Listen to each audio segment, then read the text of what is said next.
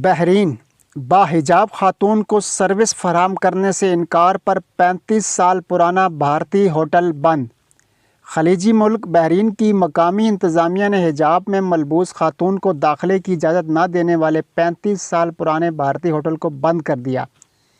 Daily ٹریبون of Bahrain نے اپنی report میں بتایا کہ دارالحکومت منامہ کے نوحی علاقے میں موجود بھارتی کھانوں کے معروف ہوٹل لینٹنس بحرین کے خلاف شکایت کے بعد اسے بند کر کے ہوٹل انتظامیہ کے خلاف تفتیش شروع کر دی گئی ہے۔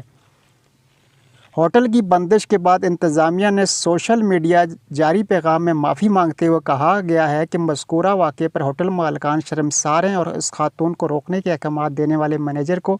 برطرف کر دیا گیا ہے۔ یہ مینیجر کا ذاتی فعل تھا، اسے ہوٹل کی پالیسی نہ سمجھا جائے۔ ہوٹل انتظامیہ نے مزید لکھا کہ گزشتہ 35 سال میں ہوٹل میں تمام مذاہب اور اقوام سے تعلق رکھنے والے افراد کو بحرین کی روایت کے مطابق خدمت فراہم کی گئی ہے اور ہوٹل انتظامیہ کسی کے ساتھ تفریق رکھنے پر یقین نہیں رکھتی۔ بحرین اہم ترین اسلامی ملک ہے جہاں حجاب اور اسلامی روایت کے مطابق لباس پہننے والی خواتین کو عزت کی نگاہ سے دیکھا جاتا ہے۔